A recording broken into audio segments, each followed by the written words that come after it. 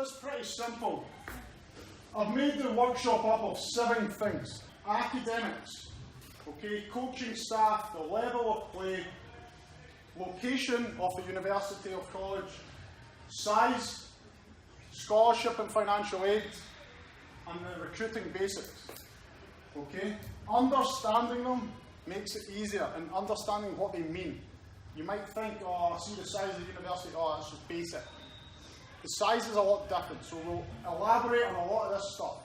Okay, so we'll go from there. The first slide is the academics. Okay? It's very important as a freshman and a sophomore. Okay? It's very hard for you to make a decision based on the school because you're still kind of learning high school. Okay, you're getting to grips with what subjects you're interested in, maybe what you're going to major in. Okay, learning what test you want to go into as well. All schools will look at an academic test, whether it's an SAT or an ACT. Normally you can't do that until you can, but you've normally not finished all the classes you need to do until you just start your junior year. So normally your sophomore summer is when you should just take a test. You might not be finished, but just to give you an idea of what you should be doing. Okay? Academics is a big thing. You know, you're going to look at whether you want to go to the Ivy League and then down from there. Okay? But all schools will look at your academics. You need to have a good GPA anywhere you go. Every single school, no matter what the conference is, has a GPA standard. If you drop below a 2.2, you're ineligible to play. You sit a semester before you have to go in front of a panel. So the academics are just as important in high school as well as in college. If you're looking at anything in the Ivy League or the Patriot League, high academic institutions, what you do in high school sets you up for what you do in college. If you're not performing well in high school, you can't get to that school. Straight up, you won't be able to go. How you perform freshman, sophomore, junior year is very important for looking to pursue an academic institution. Okay, a couple other things are, we have in there, are you able to change your major if you decide you want to? Okay, that's a big one, because when you're a junior or a senior, you don't know what you want to major in when you go to college. Okay, and that's okay. Okay, it is okay to do that. If you don't know, you don't know. Normally, a lot of schools have a lot of flexibility. Okay, so when I was at Lehigh, you didn't have to declare your major until the end of your sophomore year in college. So you would take all these prereq classes, so you'd build a good general sense, and then you'd go from there. Okay, and also if you came in with, you were doing engineering, and then you wanted to change and go into the business school, that was okay. It had to just be done by the end of your sophomore year. Normally by then you want to have an idea of what you're doing. Okay, but it is possible, and it's normal. When you're 18, 19 years old and you come in, sometimes you're going to make mistakes of what you're doing. Okay, you think you're very strong at this, and then by the time you get to college it's different. Okay, and you might go into another field. Okay, it's normal, it's like jobs. We might be in a job for 10 years and then after that we go into another job. Complete swing. Okay, so it's important as young athletes, you need to know, don't worry, if you're struggling in the class, it's not a big deal. You have to go to your advisors. Okay, college is set up for that. The test score stuff, as I mentioned before, it's important you do that. Okay, in the Ivy Leagues, you need to hit 1400 in an SAT and 30 in an ACT to be even considered. Okay, that's including you have a high GPA. If your GPA is low but you test well, then it can go to a committee and then they can go from there. Okay, but it's very important you know your target you have to hit prior. Okay, and the Patriot League, it was 1150. If you hit 1150 or 27, that put you in the ballpark. The higher you can score in your tests, the more chance you have at easily getting in. They look at GPA, they look at what your schedule is. If you're taking AP classes, it's really good. Sophomore year, if you're taking honours and AP classes, junior year for sure, you have to be taking those advanced classes. Those help set you up for the future in the academic institution. I'm not saying that any school in the Big Ten is academic. It is. Every school's like this. But when it's athletically driven, okay, that's what they look at first. Academic schools, they have to look at academics first. Okay, so that's obviously, this phase is just the academics. The other thing we have here is academic support. Okay, so I'm just going to show you. Every school has academic support. Okay, every school. This is UNC, Chapel Hill. Academic support is so important. The girls know how to study when they're in high school, because if they're not doing it, you're telling them to do it. When you're away, are they going to do it? Maybe, maybe not. Okay, but as soon as their grade starts to drop, the coaches get an email and they get notified of this. Okay, so straight away the academic advisors are on them. Most schools have study hall. Most schools will have 10 to 12 to 20 people in academic support. You'll have tutoring most nights, and you have to go. So there is that. If you miss that, you get in trouble for that from your college coach.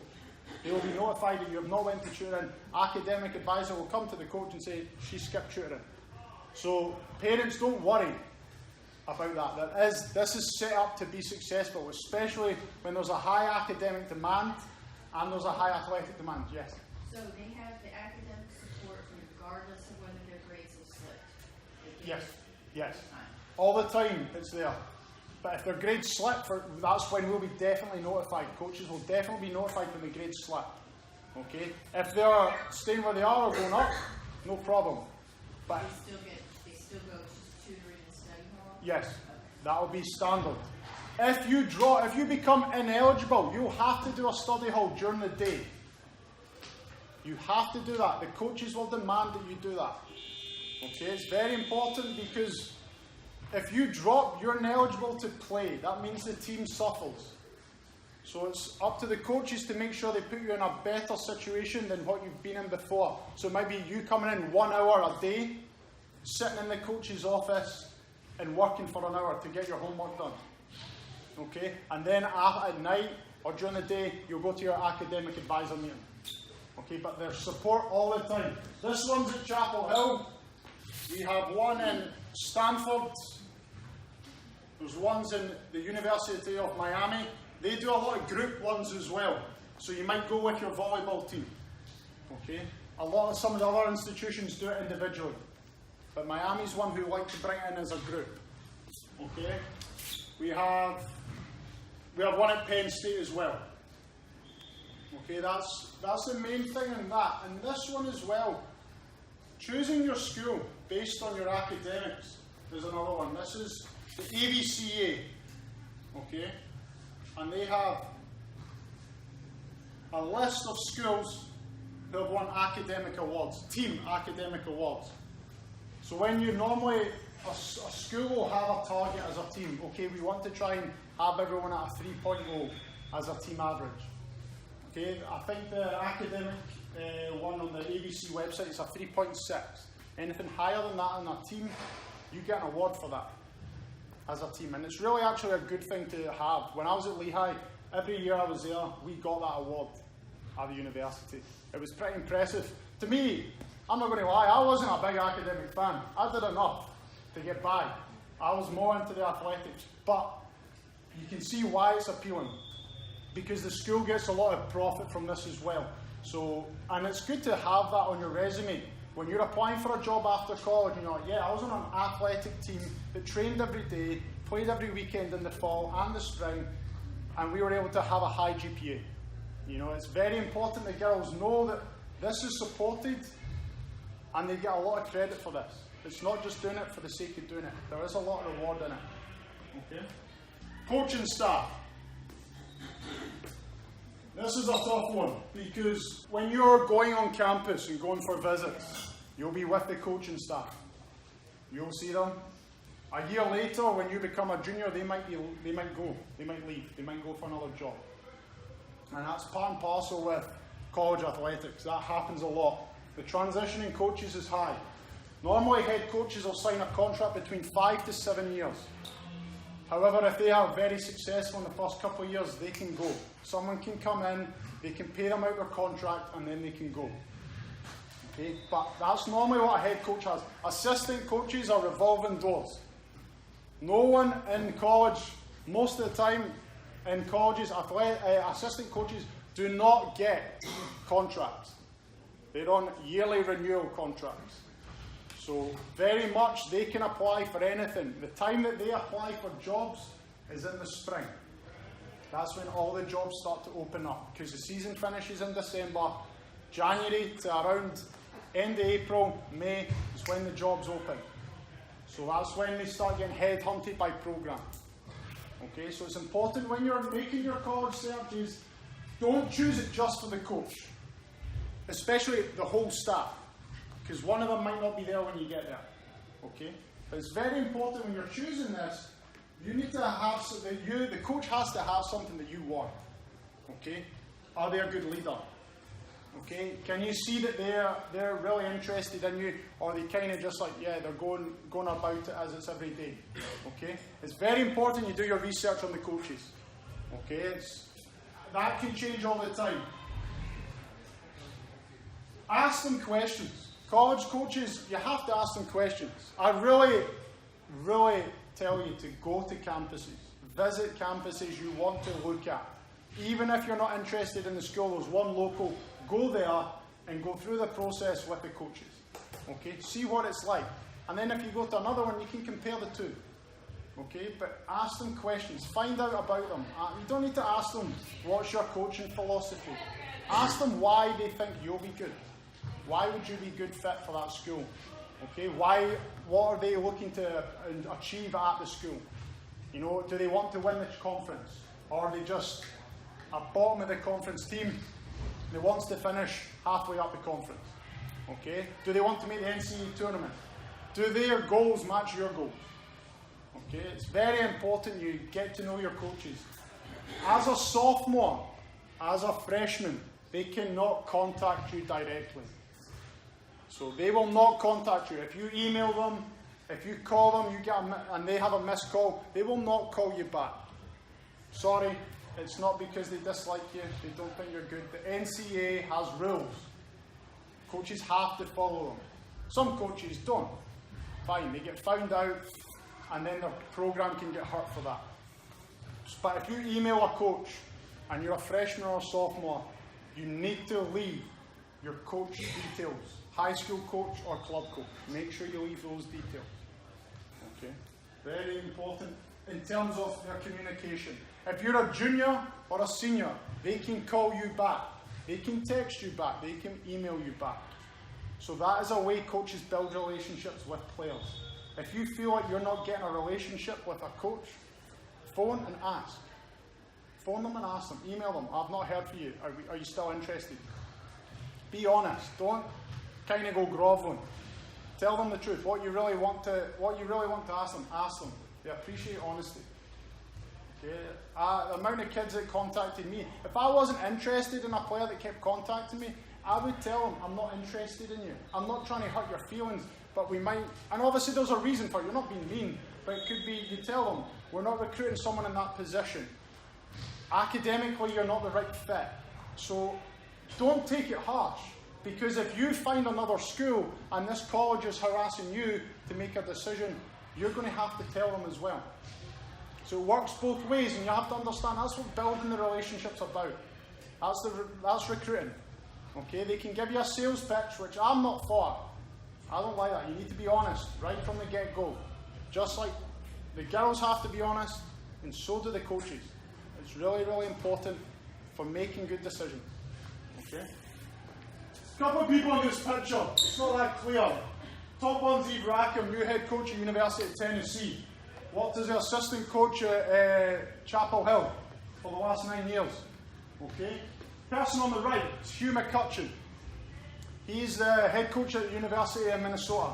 He was the women's national team coach, where he won silver in in London in 2012. He also was a men's coach in 2008 in Beijing, where they won gold. He's the only US coach to do both. So he won a gold with the men and a silver with the women. The guy at the bottom left is Chris Lamb, regarded as the diamond in the rough coach in the country. Probably one of the best coaches in the country, honestly. His practices, the way he talks, the way he sees volleyball is breathtaking. Hugh McCutcheon is the national team coach. He phones Chris Lamb and asks Chris questions.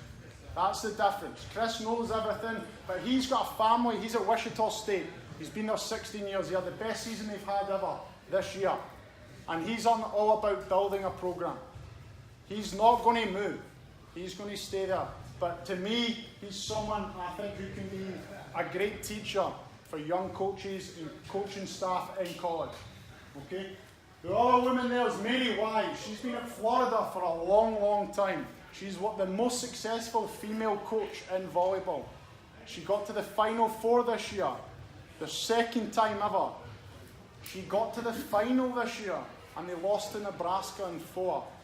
She's not won it yet. Everyone thought if she won it, she would be done. She's still hanging around because she wants to win it. She has probably the #1 recruiting class coming in this year, in 2018, this fall. They get good recruits and they play at a high level. She does that. She's very, very good. She knows what she wants. But again, these are people that you should look up to as coaches if you ever decide that. But it's all about relationship building. That's all it is. They get the players they want because they build a relationship. And that's because the players build the relationship as well. It's not a one-way thing. This is Greg Skinner. He's the head coach at the University of Kentucky. He's been there for I think it's about 10 years or so. He's built Kentucky into a powerhouse for volleyball. They were always okay. They're now contenders. They were the #4 team ranked in the country for most of the year, and they hosted. They lost to Nebraska in the Elite 8. To go to the Final Four, Nebraska beat them at Kentucky. But they were never in contention the last few years. They were beaten in the first round, the second round. He's done a fantastic job. Again, he's brought in players who he can trust and who trust him. This is one of his pre-game speeches from a couple of years ago before they went and played Penn State. Commit to the moment. Okay, every moment tonight. You're committed to that moment. What you're doing, I don't care what just happened. I don't care what's going to happen 5 points from now. It's the moment. Okay? All of us in here at some point or another had the guts to take over a match. Okay? At some point tonight, you're going to get the opportunity to take over the match. Okay? Let your guts allow you to do that. Let's go do this.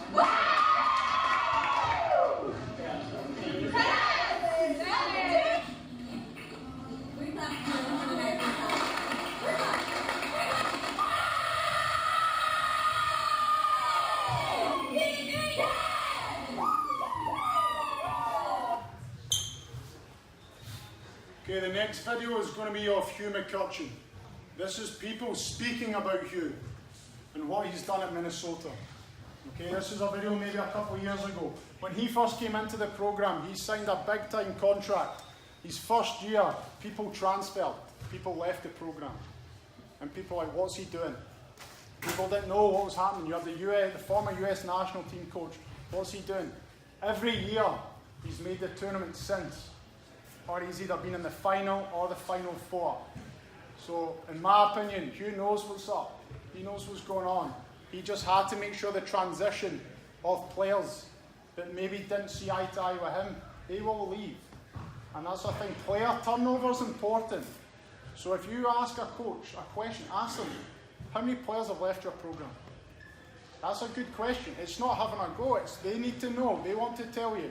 You need to know if you're going into a program and every year 6, 7, 8 players leave a program. It's not a good thing to go into. You don't want that. You want to have a good plan of where you want to be in 4 years. Okay, this is Hugh McCutcheon.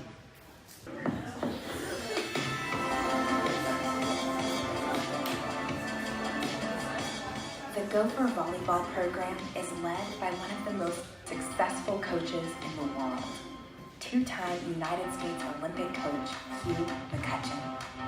Having coached the 2008 men's U.S. Olympic team to a gold medal and the 2012 women's team to silver, McCutcheon has developed a reputation for teaching the fundamentals and techniques needed for athletes to advance to the next level and excel on the biggest stages. You and the coaching staff have helped prepare me for the next level. They've helped me in my mental game and perfecting new techniques. Coming out of high school, I thought I had it all, but the coaching staff did a great job at continuing to show me that there's new ways to improve, whether it's in my mental game or in new techniques, or just an all-around teammate and leader. Playing for Hugh was great. I definitely kind of relearned all the fundamental skills that it takes to be a good volleyball player. He kind of retaught me how to play volleyball the right way and the most efficient way. He's a great technical coach, and I learned a ton playing for him, especially transitioning to USA Volleyball was really helpful after this new coach. Gopher student athletes who play for McCutcheon live by core values, including hard work, competitive excellence, unity, and integrity. Living and working by these values each day and perfecting the skills needed to succeed at the highest levels gives every Gopher the once-in-a-lifetime opportunity to become the best player she can possibly be. Not only do Gopher student athletes enjoy one of the best teachers in the game of volleyball today, instruction is augmented by the use of modern technology. With department-issued iPads, as well as video playback capabilities during practice, Gopher Volleyball utilizes state-of-the-art video teaching to better analyze technique and develop skills. In practice, we have video going at all angles all the time, and our coaches email us this footage, or they put it on an online database that we can get the footage out of, and I think it really makes us more aware of the process at all times, and it's really good in helping us improve. With skills learned both on and off the court, Gopher Volleyball strives for each of its student athletes to reach their ultimate goals, both at the University of Minnesota and later, beyond. It's really helpful to have Hugh here as a coach. I think the whole coaching staff is great, and having Hugh here definitely helps me prepare for volleyball. Well, I think each week we focus on little incremental changes, and he always says that small changes made with great conviction can have a huge impact. And I think we've just made those small incremental changes with great conviction throughout the course of the year, and it's helped us a lot, and we've improved a lot. And we're going to get into practice on Monday and Tuesday and Wednesday, and we're going to keep getting better. Like, it doesn't stop here. We can still improve. The Golden Gophers are heading to Omaha. The second straight year, the Golden Gophers will head to the national semifinals. They will face Stanford on Thursday with a chance to pick up a coveted national championship. Okay, when you hear those girls speak, it sounds like they have a lot of respect for their coach, in my opinion. And it's because they know they put in as much effort as the girls have put in. And I think that's always a good thing. You know, you see a lot of players who, they put in 100% and the coach doesn't put in 100%. And there's a kind of disconnect there. So you need to have a good feel about making sure you know what you're looking for with the coaching staff. Okay? The next thing we're going to move on to is the level of play. Each one of these is linked. I'm not going to open it. It's just going to give you a list of every school. Okay, but I'm going to explain a little. If you want to play volleyball anywhere in the USA, and you really want to play no matter what, you will play. You can play. There's multiple ways to play. And I'm not saying you all need to play Division 1. There's thousands of things that you can play. There's different levels of everything. In Division 1, there's 334 schools in Division 1. Division 2, there's 320 schools. Division 3, there's 450. After that, you go to NAIA, there's 219. Junior college, Division 1, there's 237. Division 2, 127. Division 3, 102. You have to choose what you want. Okay? If you want to play volleyball, you can do it. Okay? But you have to love it. Okay? If you don't love it enough, okay, you don't need to pursue it. You need to love it because it's a really tough 4 years. If you stick it, it's a tough 4 years. Okay? It has a lot of ups, it has a lot of downs, but that's like everything. But it's tough. So if you don't love volleyball, don't do it. It's hard. Okay? Go to a place where you're going to have more than volleyball there. If you want to go to a school because of the academics and the athletics, okay, you find that niche of schools and you look at those. Again, it's any level. Any level has this. Division 3 is high academics and the athletics is the same. Division 1, most of the time, they'll look at the athletics and it'll be on par with the academics. Some of the schools, especially Power 5, it's like this. Athletics is up here, academics is here. Okay, but still important. Okay? Those, you have to know what you want. Okay, that's good. Also, the other thing is, every one of these schools, most of the big schools in Division 1 have club programs or intramurals. So if you're choosing the school because you like the school, that's the most important thing. You need to like where you're going to be. You're going to be there for 4 years. Okay? 4 years you're going to be there. If you don't enjoy where you are, it's going to be very difficult to transfer. It's a lot of hassle to transfer. Okay? So it has to be more than just the volleyball. But if you love to play volleyball, there is a place for you. Anywhere in the country, there's a place for you. So if people are like, oh, I really want to play volleyball, well, you can. Don't think, if you can play Division 1, don't have just Division 1. Look at all your options before you decide. And then it might get to the stage where you become a senior in high school and you're like, I don't know, my body's wrecked. I don't really want to go for another 4 years, hurt my knees, hurt my shoulder. It's not a way to live. If you've had 4 concussions as a senior, you're going to get hit again. You'll get hit again in college. It'll be harder. You will get hit again, and it's something like that you can evaluate yourself on. Maybe I'm going to go to a school that I really like because it has a big athletic department, because academics they take really seriously. It's those little things that make the difference. Okay? Any questions on that? Yeah. How much time do they have playing at the Division 1 level?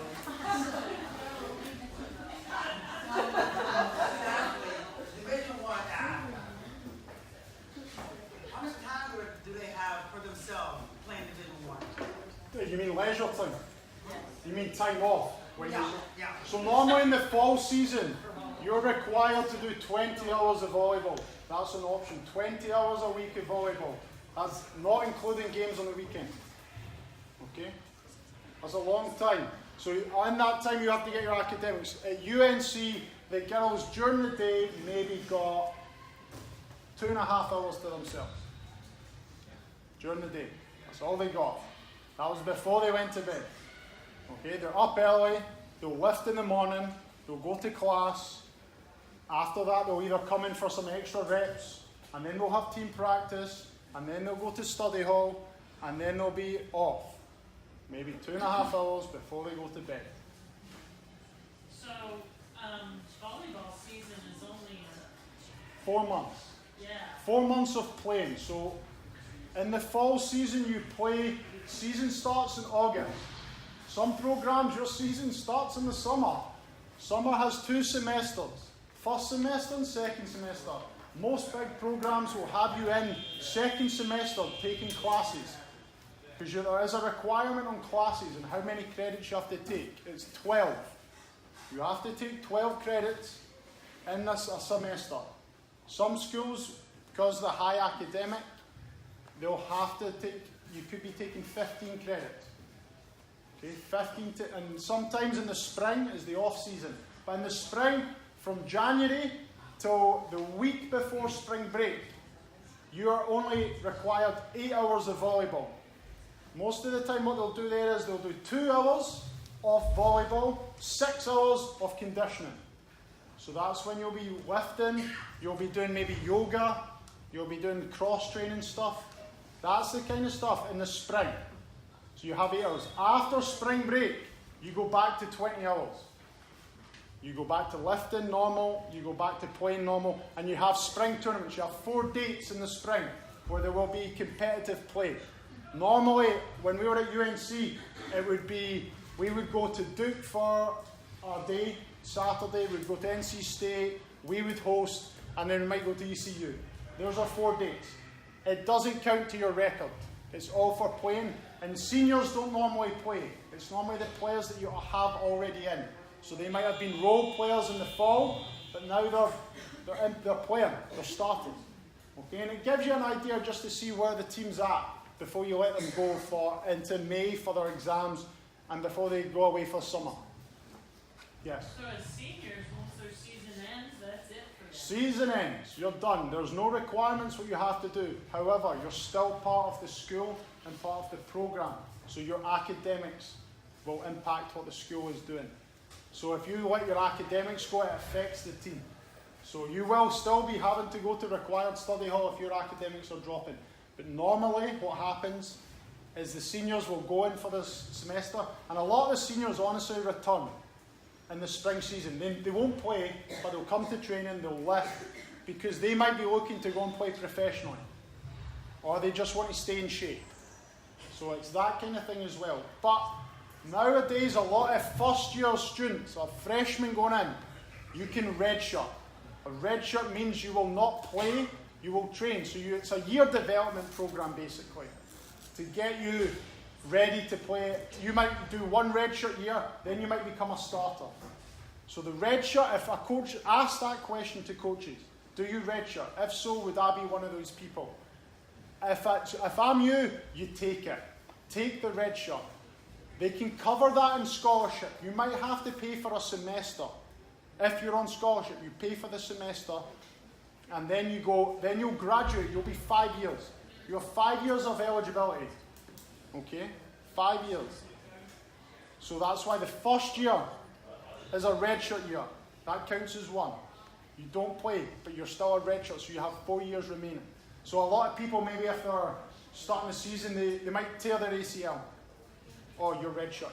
We'll make this the year your medical redshirt year or a standard redshirt year.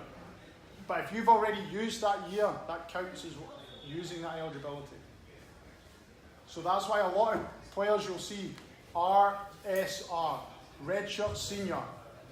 Okay, so they're probably doing post-grad stuff, or they've staggered their classes out enough that they can have an easy ride their senior year. Yes? If you have 5 years of eligibility, what's your minimum hours you need to take? You can spread out, you will still have to take 12, but normally what happens that senior year, you'll start some post-grad class.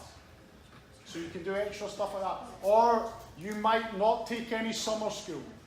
You might come in the summer and work out, but you don't need to take summer classes. We advise them to take summer classes because it makes the load a little lighter. But if you're a senior, you might say, I'm not taking summer classes because I want to just do a few in my fall season, and then it lightens the load.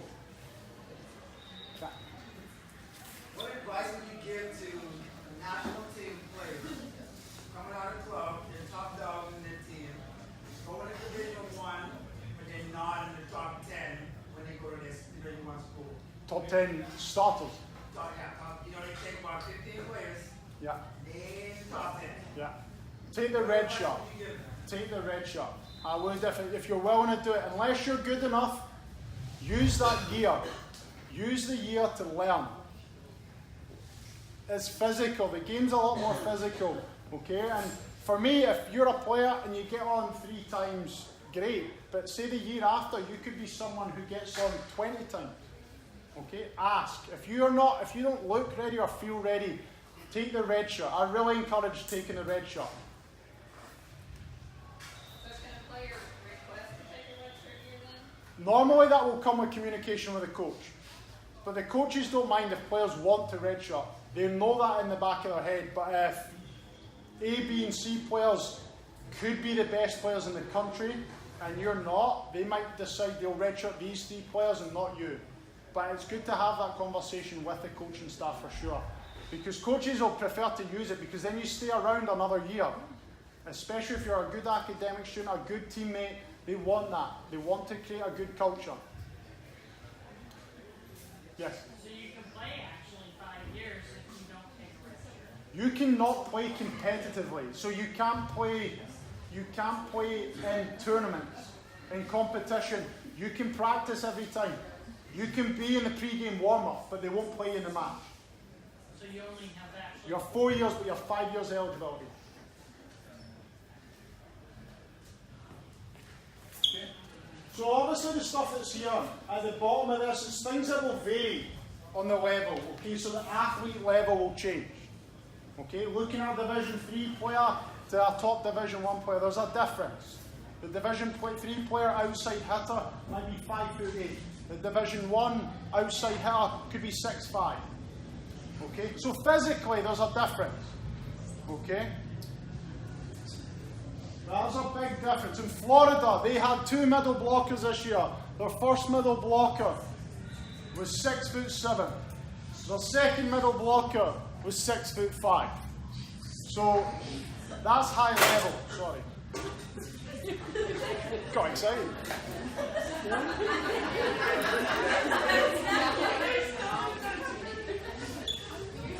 So the rules and regulations change as well.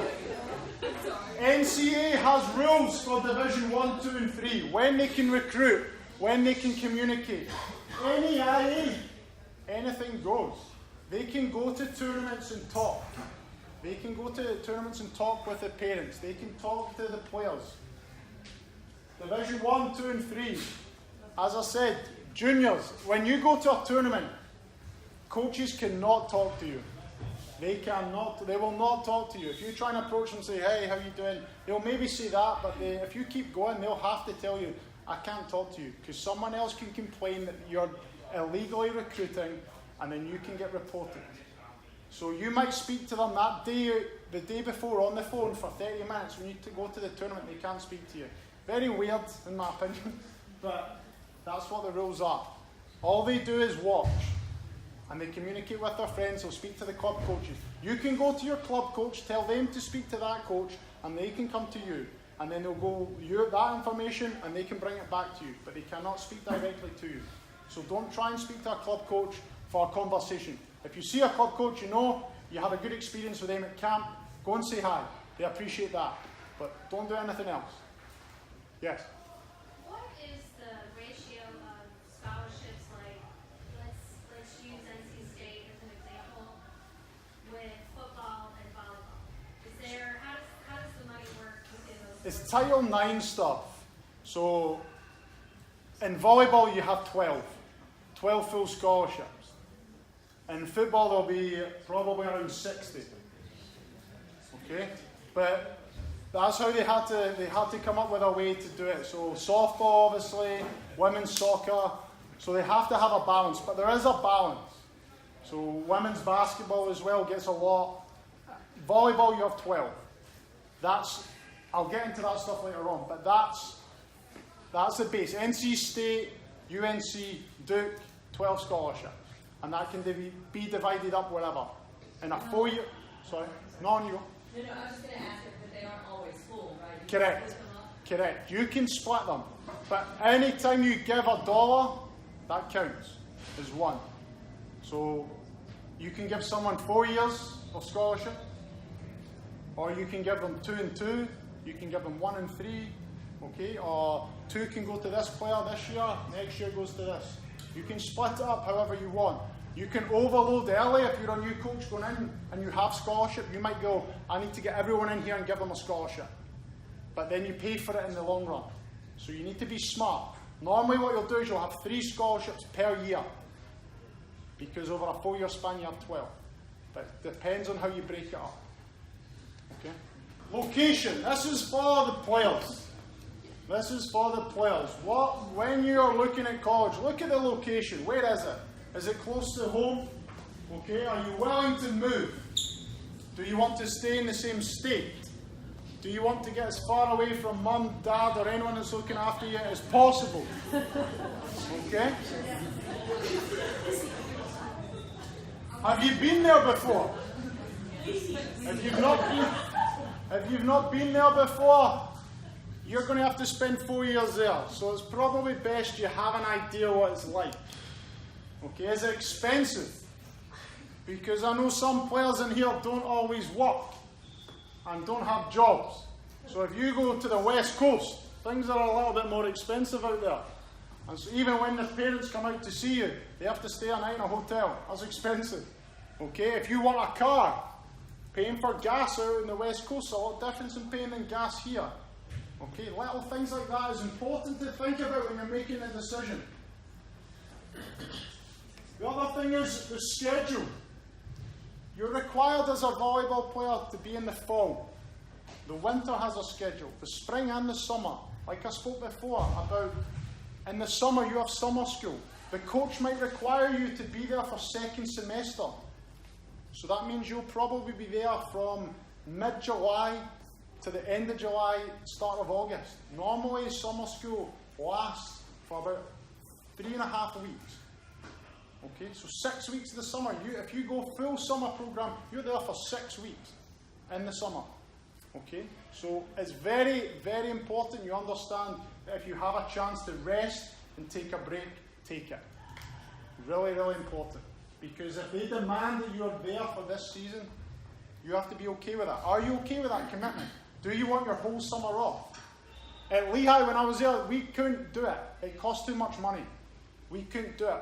The school was ridiculously expensive, and we couldn't ask players to do it. If players wanted to stay and do it, it was on them. We couldn't cover it. Okay, so you have to look at it like that. If you're on scholarship, if you're not on scholarship, if you're on scholarship, find out, is summer school covered? If it is, I would do it, because it means you're getting game ready for the fall. That's why at UNC we have our kids in second semester. It gives us and a lot of big time schools do it. They bring their kids in, they're playing open gyms, they're lifting all the time, they're getting classes done. They're there 1 month before we officially start. So it's 1 month with no coaches. So if you have a bad habit you picked up at your rec volleyball practice when you went home for the summer, don't bring it back, because it will take us ages to fix it. Okay, so it's important you realise that.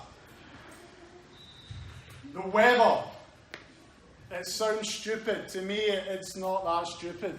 Okay, because players, if you're in the northeast, if you're up in New Hampshire and you're stuck in your dorm room for 2 weeks, are you happy with that? No. Are you running outside? If you're down in Florida and you're doing pre-season outside, do you like that kind of thing?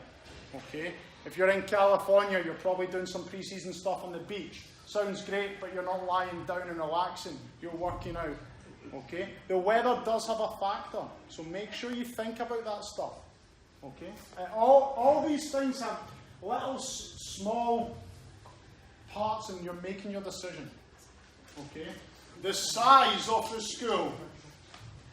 What you're looking for in an athletic program is important in terms of size. Here is the top 10 in the country for the largest universities. The largest university is University of Central Florida. There's 64,000 students there. And it grows every year. Last year, it was 63. They brought in 1,000 more people that wanted to come. Great, but if you go down to Orlando and see that, it's amazing. There's just stuff going up all over the place. New dorms, classrooms. It's a big commuting school as well. So that's 64,000. The bottom of that, to give you an idea, is 49,000. That's at Indiana. Okay, so those are large schools. Those are schools that you'll go to and you'll be in class with maybe 1,500 other people. The professor won't know your name. That's the kind of class size you'll be in. But the student body is very tight-knitted, because that's all you have. You're always with the student body. In terms of the athletic department, student athletes will be all together. At UNC, we have 29,000. So about 30,000 actually. We have about 30,000. That's including postgrad. Okay, UNC actually isn't that big a school. It is in respect. But undergrad there's 18,000 there. So we have a lot of postgrad stuff. But the student body is about 800 students. In terms of student athletes. We have 800 student athletes there. So you imagine that, and UNC has a lot of big sports. They have football, they have basketball, they have a lot of like crew, fencing, volleyball, soccer. Okay, so we have a lot of sports there. It'll be the same at the other schools, but the rest of the students will be even more. So you'll probably 800 to 1,000 students, student athletes. Everything else will be regular students. When I was at Lehigh, the good thing about Lehigh was anytime you went into class, you were in a classroom with about 35 people. The professors knew your name. You could go and speak to the professor after class. You could go in for extra stuff during the day with your professor. It was very cool. High academic school, but the professors had a good relationship with the student athletes and the student body in general. 6,000 people at Lehigh, undergrad. It's not a lot, okay? But if you put that on the grand scheme of things against Central Florida, we're not even close. So it's what you want. You have to think about that as well. If you want to be in a big school, with a big environment where athletics is big, great. Because I think it's a cool environment. Okay, but you can have that at a smaller institution as well. But again, this is just another thing to put into your decision making. Obviously on the side here we have some small schools. Wake Forest, around 8,000, Villanova, 10,000, William and Mary, Notre Dame, smaller schools. If you're looking for schools in this area, Duke has 15,000 in total with postgrad as well. NC State is around 34,000. ECU is about 29,000.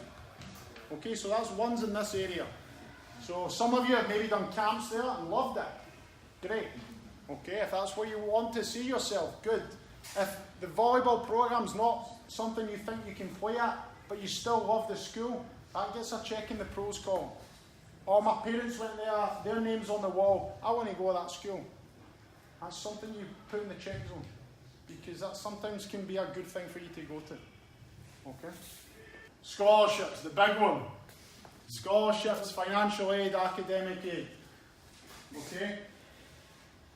This one, being a top volleyball player in college will be one of the hardest things you'll ever do, mentally, physically and emotionally. The college coach is like your parent away from home. They're going to be with you for 4 years.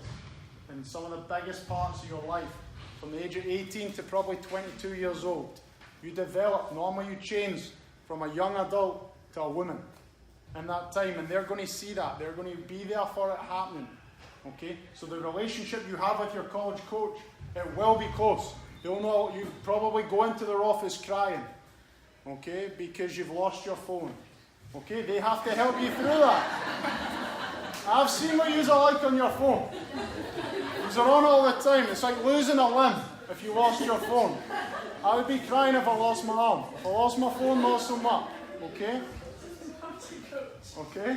But it's important. When I was an assistant coach, I used to have a box of tissues on my desk because I knew once a week they would get used with someone coming in. They failed a test they expected to pass. Their boyfriend left them. They've not spoken to their gran, she won't answer her phone. Random stuff. Just the stress of college is a big thing that you're going to have to be close with a coach. And that's the emotional expense. The physical expense of your body playing volleyball for 4 years, that can take its toll. You're injured, you rolled your ankle, and you're kind of getting back into it, but the coach is still making you play. That's a stressor. Okay, so those kind of things, this is a really hard thing. Okay, how important is financial support in your decision? If you do not get any funding to go to college, does that change your decision? Okay, it might not change yours, it might change your parents. Okay, but you need to understand that you need to put yourself in the best position possible. If you're an athlete and you really want to go to that school for this reason, that reason, you need to present your case. Your parents still might say no. Okay? And that's sometimes hard to take. But you have to, if you really want something, that's what you have to go for. Okay? It's about growing up. You need to be able to talk to adults all the time. Okay? The easiest people to talk to are your parents. They're with you all the time. Okay? So it's very important. And the parents need to understand that. Are they willing to spend the money for you to go and play at this place when you could go to this place and it's a lot cheaper? Okay? A lot more inexpensive. Alright? That's by itself. As I said before, there is 12 scholarships for volleyball. There's also financial aid. Okay, financial aid, a lot of this matters in terms of your income. Okay, in the Ivy Leagues, when they're recruiting you, they will do a financial read on your parents or whoever's looking after you. They'll do a financial read on that. And they will see in the Ivies, if you're making under $200,000, you're eligible for financial aid. And it will vary how much.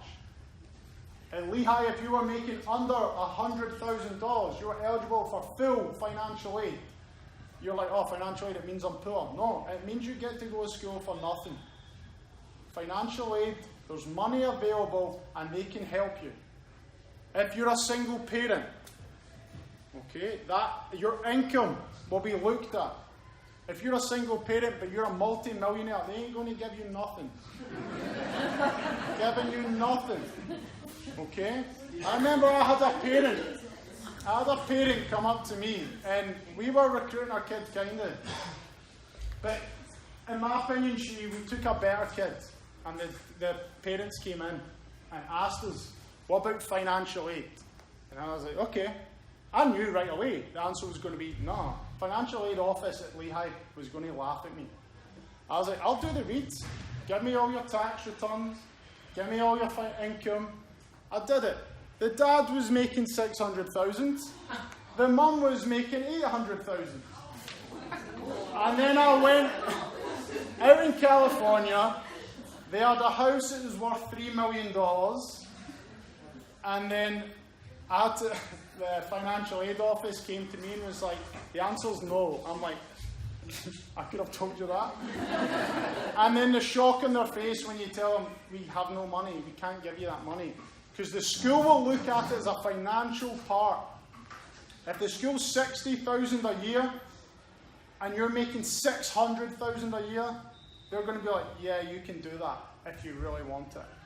They will look at it like that. If you're not getting recruited to play there, but you really want to go there, it's important you know what it costs. And all this stuff, there's a website, towards the end of it, there's a website you can look at to what majors are and how expensive each school is. Lehigh was $63,000 when I left, a year. I remember when I first arrived at Lehigh, I took a bus, didn't have a car, I took a bus. I got off the bus, I had to walk 1 mile up to campus. And when I first went, it was $50,000. And coming from nothing to then hearing, oh, you go to school, $50,000. In Scotland, it's free. You don't pay for school. It's free. The government covers it. I remember arriving on campus and all these students coming towards me, and I was just like 50, 100, 150, 200. This place has a lot of money. You know? You think of it like that. It's really funny. But it was real. That's real to me. That's a lot. To me, that was a lot. Okay, I just kept doing mental math in my head, and then I just lost track. Because there was a lot of students kicking around, and I just thought more students means more money. However, their financial aid is a big thing. If you think you could be eligible, I think you should fill out the FAFSA form. The FAFSA form is free application for student aid. Okay? Worth doing to see what you think. You fill it out, you send it to the school, and they'll give it to financial aid, and they can come back. If you're getting a full scholarship somewhere, financial aid can also be basically a full scholarship. If you're at a $60,000 school and you can get financial aid for $35,000, can you pay the rest? Are you willing to pay the rest? Because that's the school your daughter wants to go to. Okay? So there's all these factors that come into it. Academic aid is another big one. Academic aid, there is money set aside for athletes who have a good academic ability. Sorry, not just athletes, all students. However, if you're a student athlete, they look at that even more because you've had to have the stress of being an athlete as well as keeping high academics. So, question on scholarships. Sure. And as well. And you're talking about college costing $50,000, $30,000. Is that covering tuition? Is that covering books, room and board, Yeah. insurance, food? So a full scholarship, a full scholarship will cover everything. That will cover tuition, room and board, every single thing you can think of, it'll pay. Most big time schools as well will have cost of attendance. You get paid to go to class. Okay? So, yeah, crazy. Right? You get paid to go to class. So each semester you might get $3,000. That's your cost of attendance. Normally, if you move off campus, that will be your room and board check. Okay? But when you get a full scholarship, it will cover that. If you're on financial aid, it will cover maybe, for example, if it was a $60,000 school and you got $35,000, that will cover most of the tuition. You might have to pay the rest, and that could be room and board. Okay, so obviously that is different at other schools as well. But it does vary. Okay, but a full scholarship covers everything. Yes? Do all schools require that the student athletes live on campus? Most colleges will require the athlete for sure freshman year. Most likely sophomore year as well. In freshman year, you will be in a dorm. Okay, so if you've got a massive king bed, enjoy it, because you won't have that freshman year. If you go as a student athlete, you will be, normally your college coach will put you with another athlete. You'll have a roommate. And what they normally do is they put you with another athlete. They tend not to put you with a volleyball player if you're on the volleyball team, because you don't want to be with someone for 24 hours a day. Okay? So they'll try and look and maybe go with someone who's a tennis player, a softball player, women's soccer, lacrosse, track, something like that. So you'll have a roommate. Sophomore year, you might be in a bigger dorm. You might be in a suite. So there could be maybe 3 bedrooms in the suite, or 4 bedrooms in the suite, 2 bathrooms, and each person has their own room and a shared kitchen, shared living room. Junior, senior year, you're probably going to have to get off campus. You don't have to. You can pay to stay on campus. But normally staying on campus is a bit more expensive than being off campus, because the off-campus houses normally tend to be a bit less than on campus, so they encourage people to get in the houses.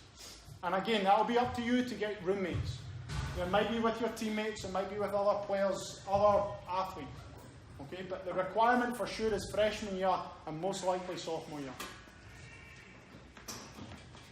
What's your advice to these athletes who are all about the hype and getting big Division I scholarships and having a sign-in day, and they're still not in the top 10 to play your first, second night?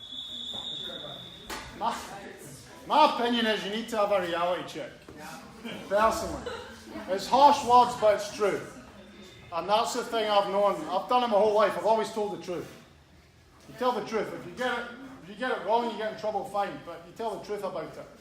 And if you have aspirations to go and play at Penn State, and you're not a 2021 or a 2022 graduate of high school, you won't go there. Unless you become a stud in 1 year. They won't look at you. Minnesota has just committed a player in 8th grade. A 2022 6'1" outside half. Okay? When there's a girl who plays, and she played 18s for Munciana Club in Indiana last year. Her name was Scarfmaster. Not this girl. This is another girl. She was the first ever 8th grade college commit. Minnesota took her in 2016, and she was graduating 2016. She was in 8th grade.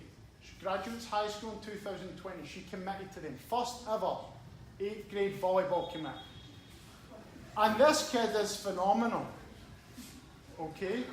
But not every kid is like that. And it's very important you have a reality check in what level you're playing at and what level you aspire to. If you want to go and play at NC State, go and watch a volleyball game. Don't have dreams. Go there. Watch the game. Can you play at that level?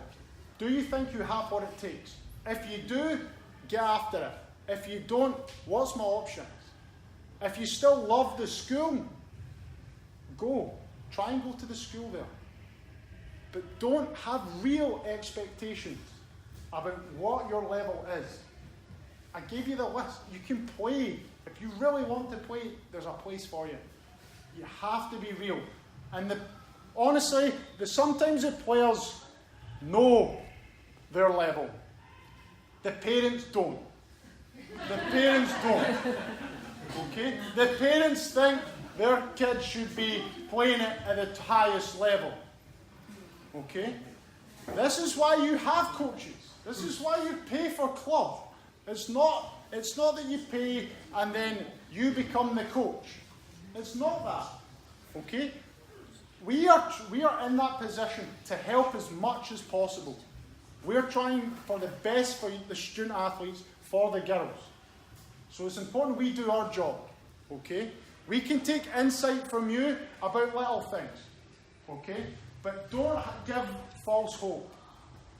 It's pointless. Let the players have real hope and tell them the truth. Okay?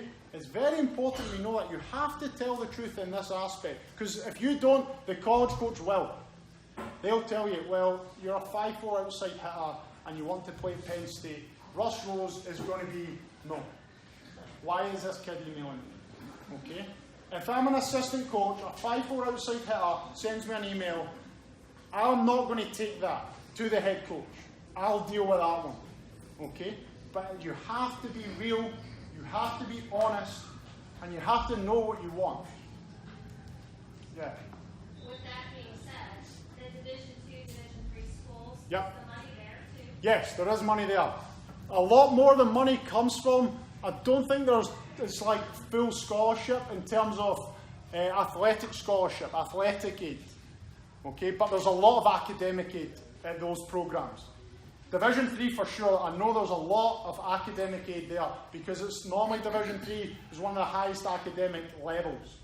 Okay, so there's still money there in these places.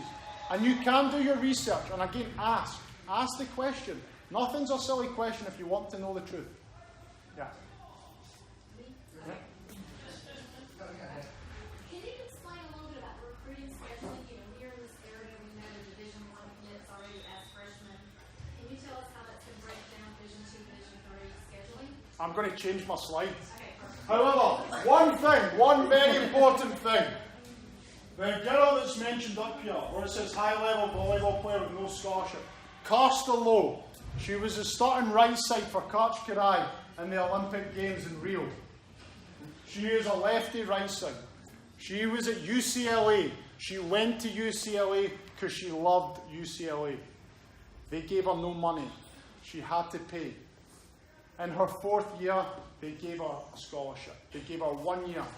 For 3 years, she paid to go to school. Now she's a starting right side for the national team. And in my opinion, she should have started the Olympics because any time she came on, she was amazing. But that just shows it's about the girls. It's about the girls. If they really want it and they're like, I'm taking no for an answer, either they have to come up with the money or you have to help them out. Or they get something from the school. But Costello for me is a good example because she's at the highest level now. She's playing pro, USA national team. There's not much higher than that. Okay, so it is doable. How we contact coaching staff, the Power 5 programs, recruiting services. We'll talk a bit about knowing if the school's a good fit and kind of recruiting timeline. Okay. First one, how do you contact the college coaches? Email, phone them, text them. Okay, those are the ways to contact them. Okay, as I said before, they can't contact you until you're a junior. So use your club coach. Every time you send an email, A couple of things you definitely need to put on it. Okay, you need to put on your college coach, your club coach's name. Put your club coach's email address and your club coach's phone number. Those three things are really important when you're putting any email together. Okay? For yourself, put obviously your name, your position, put in the height and what your jump touches are. If you're a hitter, if you're a DS, libero, you don't need to put in your jump touches. They're not looking at that. If you're a libero and you touch 10 feet, you're probably not a libero. Coach needs to do a better job. Okay?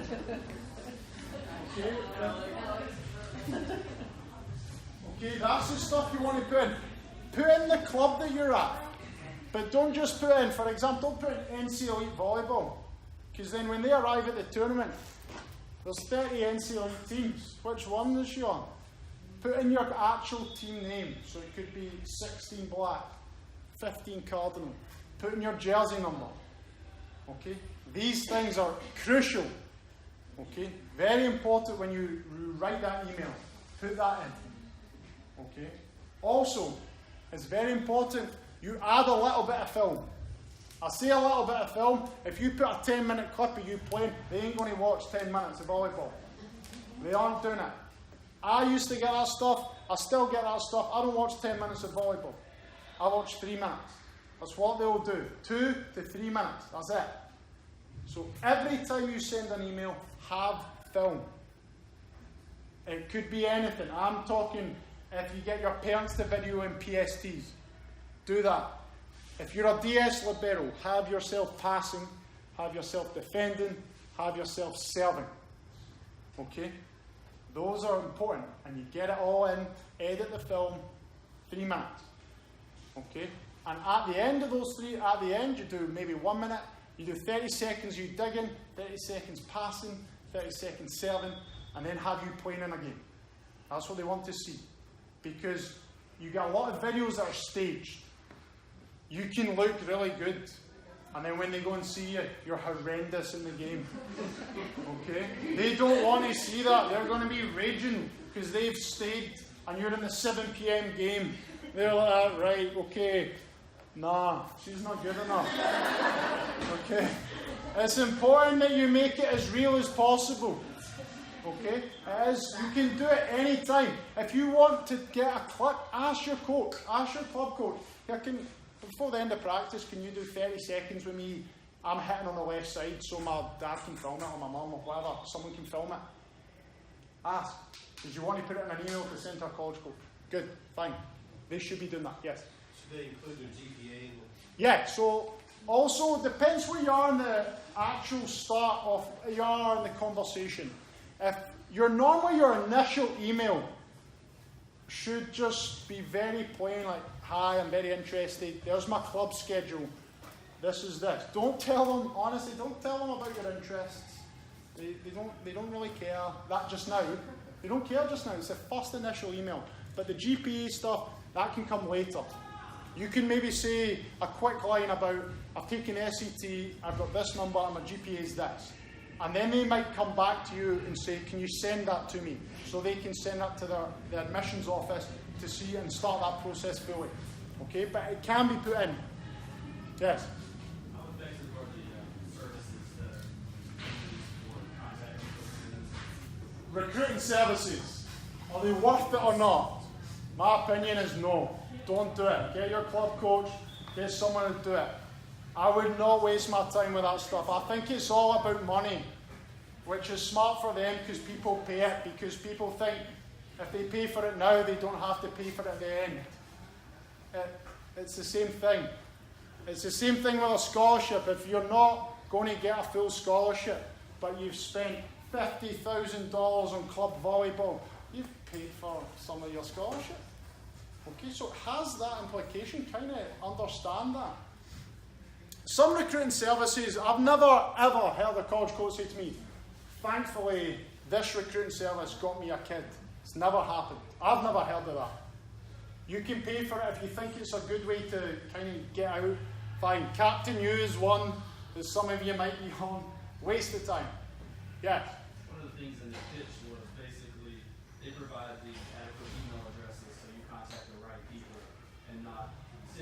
into some black hole where it's not going to get to the right people. Correct.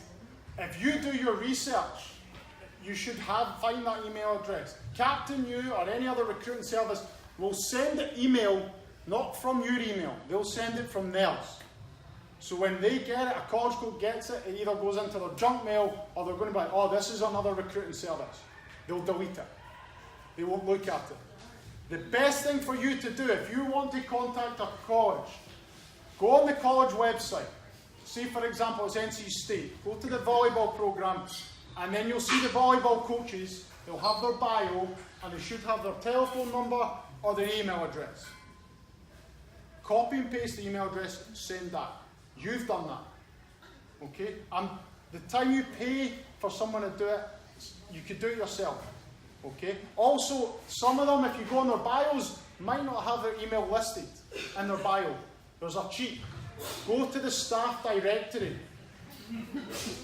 Go to the school staff directory. Scroll down to athletics and it will give you a list of every sport, every coach, and it will have one bit of contact information. It will either be a phone number or an email address.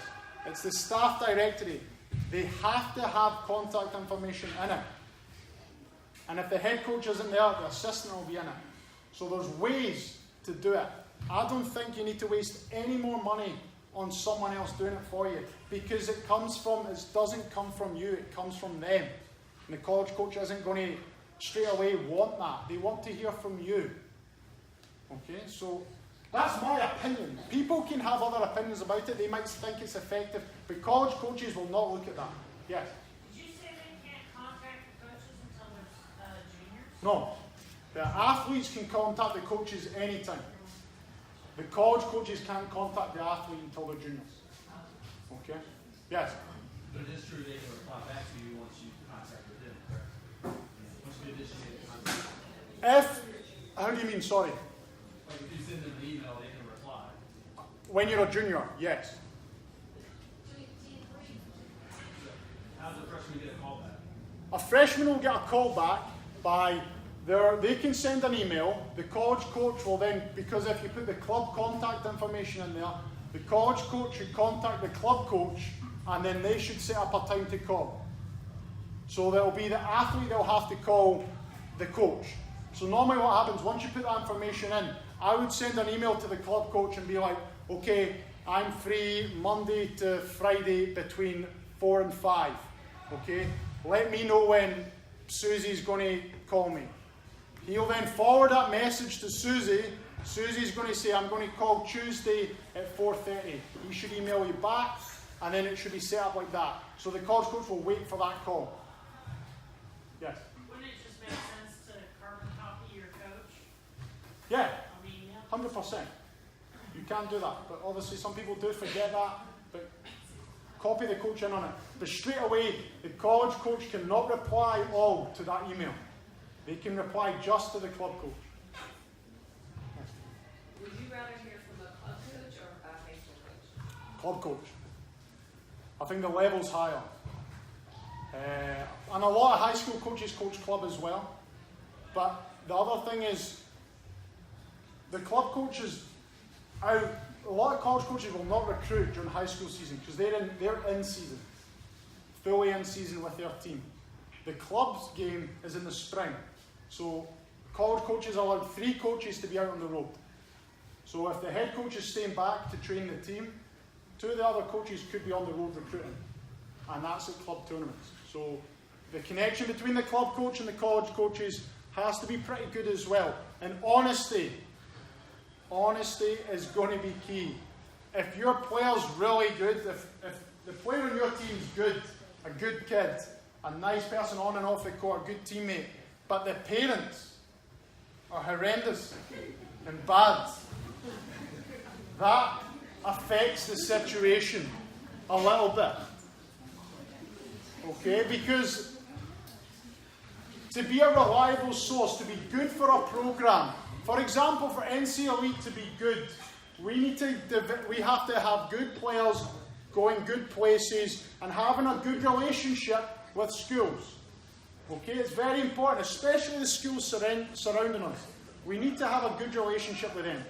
If we say, oh, so-and-so's really good, oh, our parents are great, and then they go there and the parents are terrible, the college coach there is going to be like, why did you not tell me this? And then it's on us. Then it looks bad. They are not going to come back to us like that. There's a club in Texas called Texas Advantage, TAV. Their best kid in TAV always goes to the University of Texas. Always. They have a relationship. Texas is basically, give me your best kid. I want your best kid out of the club. And they'll go. They have such a good relationship with the club, and they know if they go to Texas, they're close to family, they're close to this, they improve like this. It's very important. And the thing, the club is, it's so important. The club and the college connection has to be good. So if you're a parent, be a good parent. It's really important because it's our jobs. It looks bad on the club coach if you recommend someone and they're not who they say they are. Okay, so they will tell them, because if someone told me, I would tell them the truth because it's on me, and I don't want any other hassle from that. Okay, so that's excuse me. That's another thing to look at.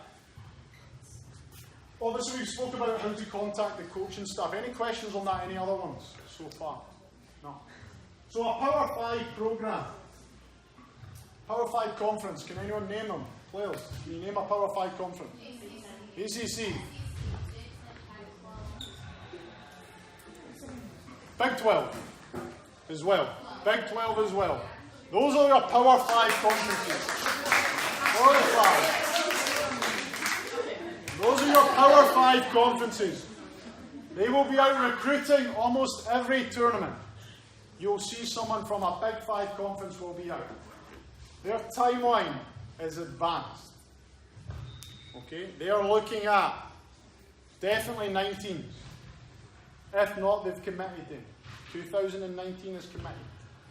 2020, 2021, and they'll even go to 2022.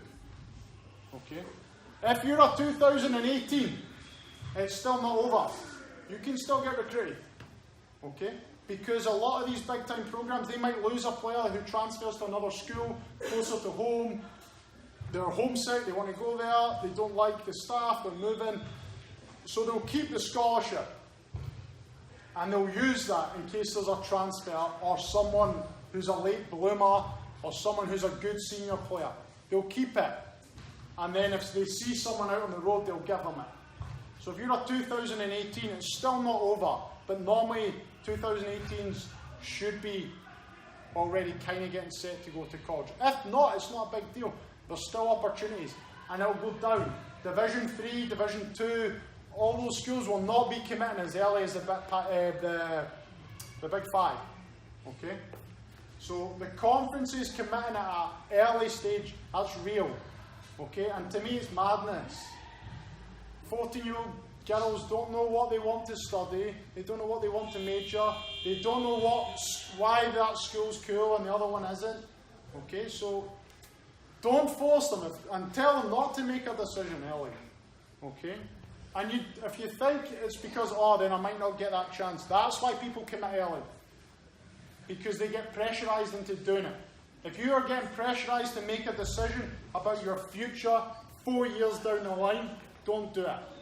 That's the whole thing with the relationship with the coach. If you're getting pressurised, it's not a good fit. Personally, I think that. Okay? If you're all about, I just want to get her committed, fine, you'll probably take it. And then in 2 years, when you're in school, they'll be upset and they'll want to transfer. Okay? But at 14, 15 years old, they don't know yet. So it's the parents' job to show them more. Go and visit more schools, get a better opinion about a group of schools. Sorry. Will they recruit ever out of the JC? A JC, yes. So because they they'll guard the scholarship. They always guard a scholarship. Good coaches will keep a scholarship and they'll go to a JC. For sure, because the JC has its own championship, but it counts as Kentucky has a kid coming in this year. She went to Kentucky as a freshman. Academically, she wasn't doing well. They put her into JC for 1 year. She did a full year there. They then brought her back. Okay, so they do. Colleges do. Penn State was at the junior college championships, similar to like the NCAAs, junior college championships, to try and get a girl from there into Penn State. So it does happen, okay?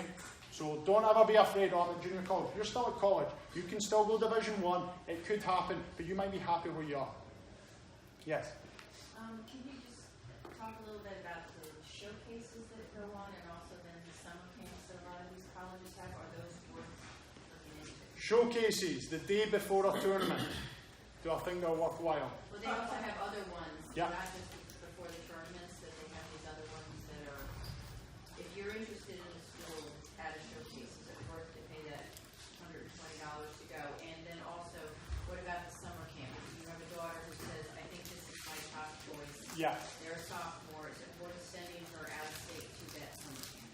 I agree with summer camp.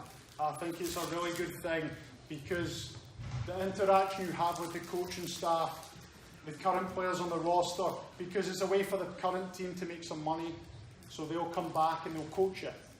You'll have in one-on-one, you'll be around the actual coaching staff, you'll be getting to know them because they'll be running the camps.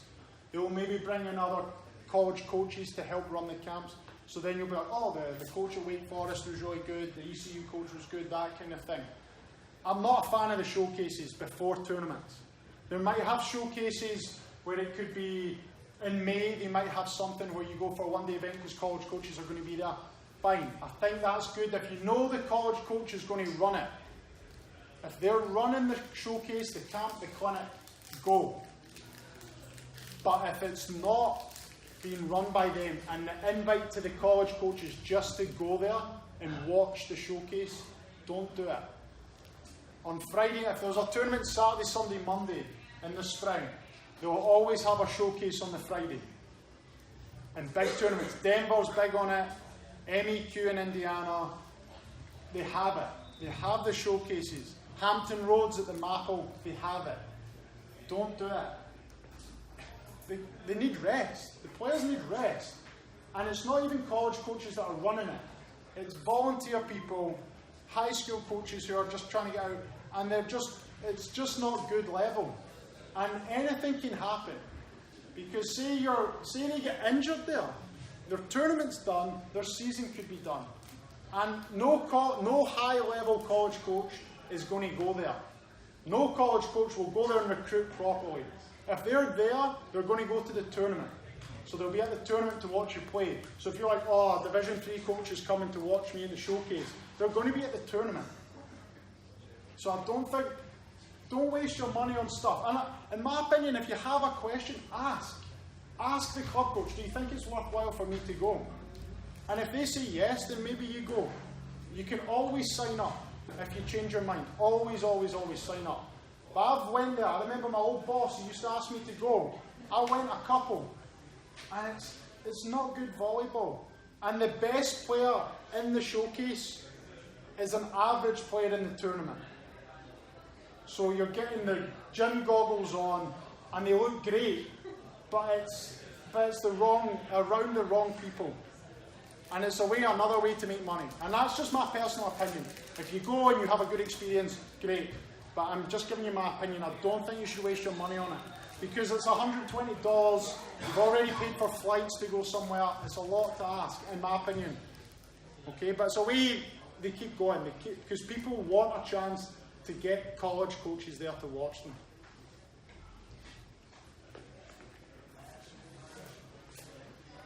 The other ones as well, with the recruiting timeline, obviously we spoke about the Power 5, the services, but the last two here are really important.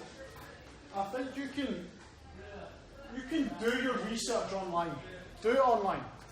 Go and research the school. Find out about the programs, the majors.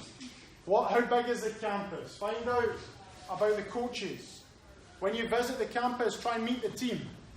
Stay with the team. Go for campus visits all the time. In my opinion, that's worth spending your money on. Going to the campus. Get an experience of what it's like to be there. Because if you did not have volleyball, could you see yourself there? Probably. Okay? Or maybe not. And it changes. So when you go on a campus visit, this is a kind of old school method. Get a spreadsheet, an Excel spreadsheet, and list your schools of what ones you're interested in.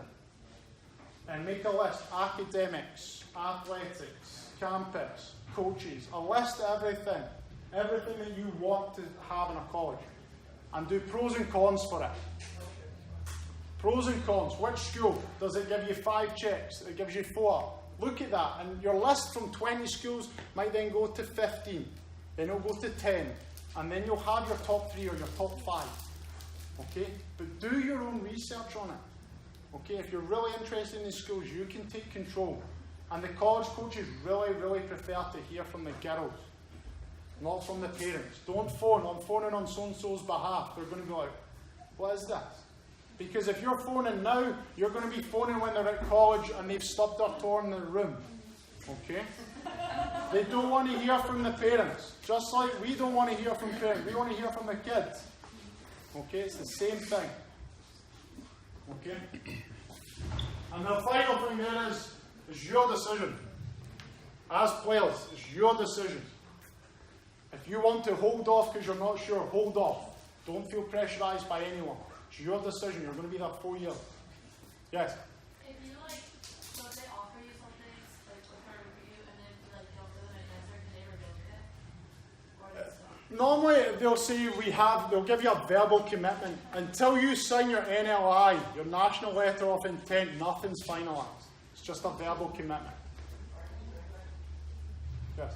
Wait, what if they give you that and then can they back out after that letter's been signed and everything? If the NLI has been signed, they have to honour it for at least the first start, and then you can transfer out if you don't feel it. But once the NLI is signed, you have to go in there. And if they can't back out once you've signed it, normally if they're going to back out, they're going to back out before then. Okay, so once you've signed that NLI, they still have to honour that at least for that first year. Okay? Last one. So the recruiting resources is a good one because it gives you guys an easy thing to kind of work off of what you're looking for in terms of putting a profile together. Okay? The university programs is online. sports.usatoday.com. Go on there, you can find out what the top majors are, the top 10 majors are in the country, what schools have them, and then you can just search a lot of different other things. But I do encourage you to look at that stuff. Princeton as well, the research academics, same kind of thing. Okay, gives you a good idea of what you're looking for, but you can be in control of this. Okay, it's you guys that can control this. Okay. Volleyball research, richkern.com. It's a volleyball thing that college coaches use, and it's to look at how many players are coming into a program in that year. If I'm a 2020, I might look at, okay, Delaware, 2020, oh, they're bringing in an outside hitter and a middle blocker. Well, I'm a right side. Is that the same thing? Maybe it's worth an email. Okay, so that's doing your own research on it. Volley Talk. Some of you are probably into that. It's a gossip kind of forum. Okay? It's not... Most of the college coaches use that because there's real thing about jobs for college coaches. There's real thing about transfers. That's all they use it for. Lots of people go on, write a little thing. It's not always true. But college coaches use that for transfers and for jobs. Because that's as soon as something happens, it goes on there. So that's why they use that. Okay, but it's another thing so you can see there's a lot of threads. It could be Stanford's recruiting classes. It could be Nebraska. So-and-so got this job. Job trends. So you can kind of see what's happening. ABCA, American Volleyball Coaches Association. That's a great one. To see where teams are ranked in the country. Okay, it's another one to see what coaches are going to be there, what the kind of vision for volleyball is going to be in American volleyball. Okay, so you can see all that stuff in there. Social media. Okay, social media is huge nowadays. Massive. Okay, bigger than probably anyone ever thought, and it keeps getting bigger. Follow the players. All the players, everyone has Instagram, Snapchat, Twitter. Facebook is now a thing of the past, apparently. Alright, so people have stuff like this. So follow them. Like all big programs will have, every program will have their own Facebook page, their own Twitter, their own Instagram. Follow them, like it, Okay, so you can see what's happening. If it's something you're interested in, look at it. Okay, it's very important you follow it. However, if a college coach, what a college coach will do, if you're interested and you're a college recruit, they will maybe add you on one of these things. And they do it for their research. Because until you sign an NLI, they're in control. If they've given you a verbal commitment, but then you post pictures of you at a drunken party, they're like, no, we don't want that here. Okay? And they will. They will not hesitate to pull it. If you post something ridiculous, they will see it. And they'll be like, nah, it's going to be bad news. Okay? And it's on them. If they're like, oh, I didn't mean that, my brother stole my phone. They don't care. Okay? You are what you post. Okay? Very important. So be very smart about what you're putting online, because a college coach can look at it. And if they look at it, you could be the best player, but you are crazy because all your stuff you're posting. If they see you burning your academic books or sending hate mail to your school teacher, they'll find out. And they don't want that hassle. So be very smart about what you're posting. Like, for example, if your page isn't private, that sends off the wrong sign. Just random stuff like that. It sends off the wrong sign. Okay? So just be very cautious about what you're posting and liking. But be very smart as well about looking up the schools. Schools got really big on like Instagram stories, I think they call it. Instagram stories, and they'll send like, they call it like the boomerang or something. They do like stuff like that. They do stuff like that, but that's really cool to watch because that's the world we're living in nowadays. And girls will like that. So follow the players. If there's a player on a team that you really like, follow them. How are they? How have they grown up in the school? Ask them questions. It is really important for that. University athlete. That's one I don't think a lot of people know about. But that's the one that college coaches use all the time. Okay, universityathlete.com. If you're a club player, you have a profile. And it's the way the college coaches find you. Okay? So if Susie sent me an email, I would be like, okay, I'm interested. She sent me her club schedule. Great. I'm going to go on University Athlete, put her name in, and then it should come up with your profile. Okay? I will then, in University Athlete for college coaches, there's symbols. There's a heart, there's a diamond, there's a spade, there's a club, there's a star. There is a thumbs down as well. Okay? If you contact a college coach and give them that, they will mark you in the system.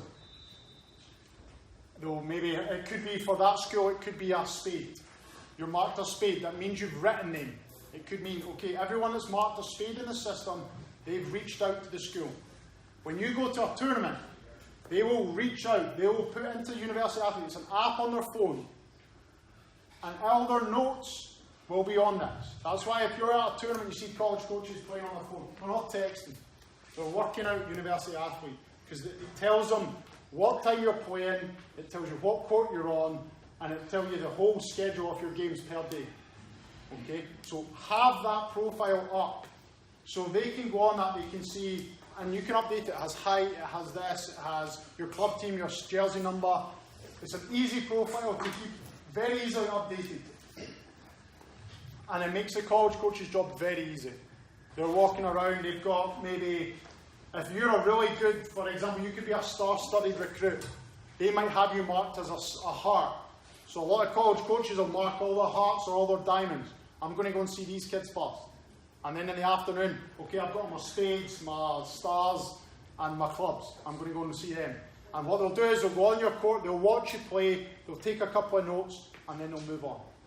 Okay? But it's University Athlete. That's what they use. So it's good to have your profile on the club website because they'll look at that stuff. They'll look at the club website to see if there's any other information they've missed. Because some players won't have their University Athlete profile like all put together, but on the club website it is.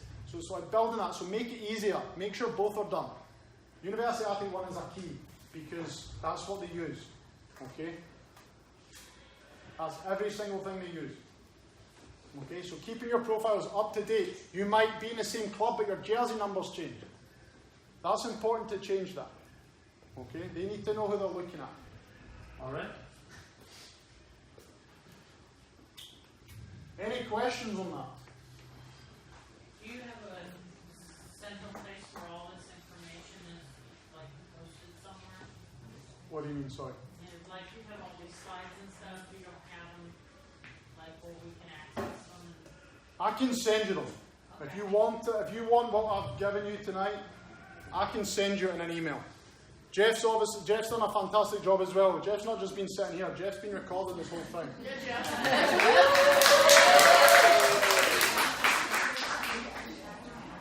Okay. So this stuff can be accessed. I can send it to you. Shoot me an email and I can give it to you if you want. Okay? Unfortunately, on the film, I don't know if they can put Scottish subtitles on it. Or make it American subtitles, but I did my best to try and explain it to you. It has went over when we were getting out of here. That's my fault. But I think personally for me, you need to know what's happening. Okay? Yeah, we know. Can you do one more question before we leave? Can you talk about the clearinghouse? What do you have? Clearinghouse? Oh, Freedom House. What's that? Explain.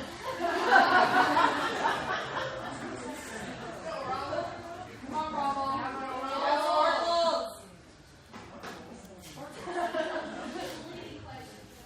Okay, so every athlete has to clear the clearinghouse in order to play. So everybody in here who wants to play college ball needs to register at the clearinghouse. It's about an $80 charge. I think it's going to $80 this year. Okay. You need to go online to the clearinghouse, and you'll have to send them your scores. So when you take the ACT or the SAT, you can actually put in the clearinghouse, and your test scores will go to the clearinghouse. And that's how they clear you to play college athletes. Yeah. College athletics. All of that's admission based. If you want to do it, do it. Okay? It is a lot of money, but that's why I mean, if you can save any money, No, you have to do that. you have to definitely do that. You cannot play college athletics unless you clear the clearinghouse. And there is a scale based on your GPA and your test scores. The higher your GPA, the lower your test scores have to be, or vice versa. Yeah. But every athlete must clear the clearinghouse, so they will not play any ball anywhere in the United States. When do they have to do this? You can do that as young as 9th grade. You just go out there, and you need to have your student there when you do it, because the email goes to the student and questions the student has to ask, questions the parents have to ask. But you'll get an NCAA number. And I think there's a place on our player profile to put your number. Every Okay. student has a number. Yeah. Well, that's answered that. You need to make sure you do it. Thank you. But the most important thing is when you become a college athlete, if you're under 8th grade, okay, they can talk to you. College coaches can talk to you. But when that first phone call happens, you're a recruited athlete. So once you're a freshman, an 8th grader, freshman, you're a recruited athlete. Okay, as soon as there's initial contact, you're a recruited athlete. Okay, so there's no way to get around it. Alright? Any questions? Yes?